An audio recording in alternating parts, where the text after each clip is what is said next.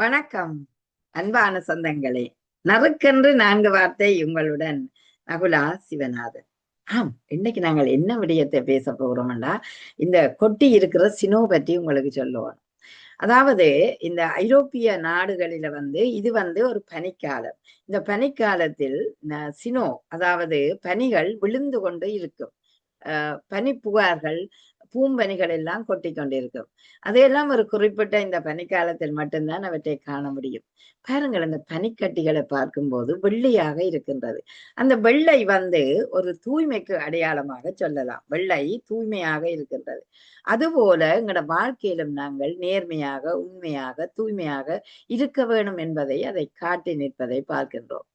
அதே நேரம் அந்த பனியை நாங்கள் கையில் எடுக்கும்போது அந்த பனி உருகிவிடும். கையில் இருக்கிற வெப்பத்தை அந்த பனிக்கட்டி எடுப்பதனால் அவை உருகி விடுவதும் உண்டு. அதுபோலத்தான் வாழ்க்கையும். சில நேரம் எங்களுக்கு அழுகையும் வரும், சில நேரம் மகிழ்ச்சியும் வரும். அப்ப மகிழ்ச்சி என்பது அந்த பனிக்கட்டி உருகிற ஒரு கொஞ்ச நேரத்துக்கு தான் எங்களுக்கு இருக்கும். அதனால இருக்கும்போது இன்பமாக வாழ வேண்டும் என்பதை உங்களோட மனதில நினைத்து கொள்ள வேண்டும்.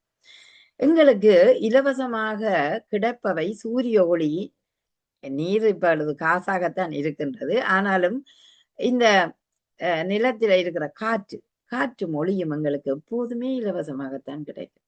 அந்த காற்று வீசும்போது இந்த பனிப்புகார்கள் கண்ணுகள் எல்லாவற்றுக்கும் ஊடாக கொண்டு செல்வதை பார்க்கும்போது அந்த பனிப்புயலை ஒரு குளிர்ச்சியாக அந்த தேகத்தை வைத்திருக்க உதவும். நாங்கள் சாதாரண உடைகள் போட்டு வெளியில் போக முடியாது.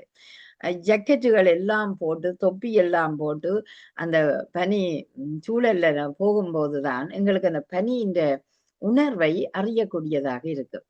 ஆகவே அந்த வெளியில் கொட்டி இருக்கிற பூம்பனியே, நீ புண்ணிய பூமியிலே விழுந்திருக்கிறாய் என்று நினைத்துக் கொள்வோம். ஆனால் எங்களுக்கு தீமையையும் அது தருகிறது. ஒரு காரை எடுத்து நாங்கள் ரோட்டில் ஓடும்போது சில நேரம் சறுக்கும்.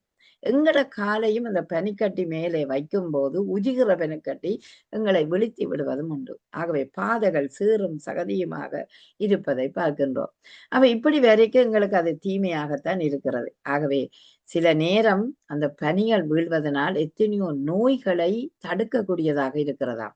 அதாவது இந்த மண்ணல்ல இருக்கின்ற கிருமிகள் எல்லாம் உறைபனியை கண்டவுடன் உறைந்து இருக்கும். சில நேரம் இறந்தும் விடுவதுண்டு. அந்த பனியால நன்மையும் இருக்கிறது, தீமையும் இருக்கிறது. ஆனாலும் பனிக்காலம் வரைக்கும் குழந்தைகளை கொண்டே பனியில் விளையாட விடுங்கள். அவர்கள் பனி மனிதன் கட்டி மகிழ்ந்து அதனோடு விளையாடுவதை பார்க்கும்போது மகிழ்ச்சியாக இருக்கும். அவையெல்லாம் குறிப்பிட்ட காலம்தான்.